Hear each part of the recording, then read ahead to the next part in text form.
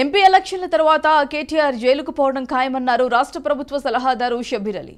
కేటీఆర్తో పాటు మరికొంతమంది ముఖ్య నేతలు బీఆర్ఎస్ నాయకులు జైలుకు వెళ్తారని చెప్పారు. కామారెడ్డి పట్టణ కేంద్రంలోని జిల్లా కాంగ్రెస్ పార్టీ కార్యాలయంలో ఆయన మీడియాతో మాట్లాడారు.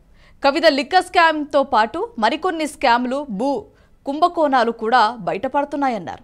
బీఆర్ఎస్ పార్టీలో చాలా మంది జైలుకు వెళ్తారని ఫోన్ ట్యాపింగ్లో భార్యాభర్తలు మాటలు వినటం సిగ్గుచేటన్నారు. గత ఎన్నికల్లో బీఆర్ఎస్ పార్టీ పోలీసు ఉన్నత అధికారుల పర్యవేక్షణలో పోలీసు వాహనాల్లో డబ్బులు తరలించడం సిగ్గుచేటు అన్నారు. పార్లమెంట్ ఎన్నికల తర్వాత బీఆర్ఎస్ కనుమరుగవుతుందనటం ఖాయమన్నారు.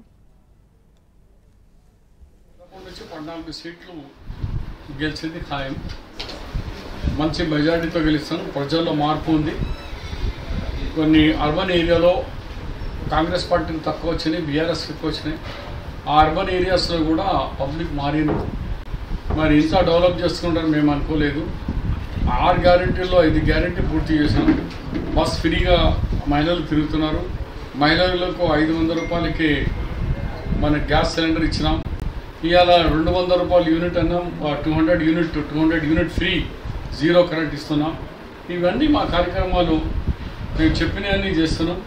ఇవాళ యువకులకు 31,000 జాబ్ కేవలం 90 డేస్లో ఇచ్చిన. 1 మంత్ అయితే ఎలక్షన్ కూడా వచ్చింది. ఈ ఎలక్షన్ అయినాక ఇంకా 50,000 రెడీగా ఉన్నారు.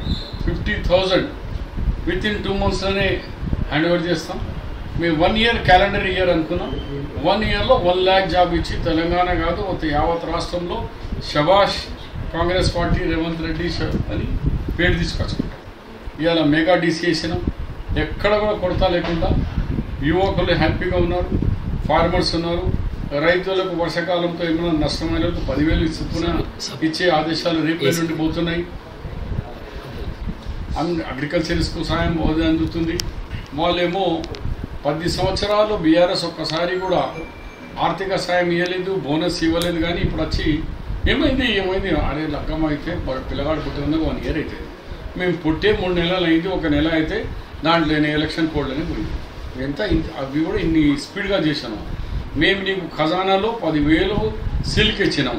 బీఆర్ఎస్ మీరేమో కేసీఆర్ కేటీఆర్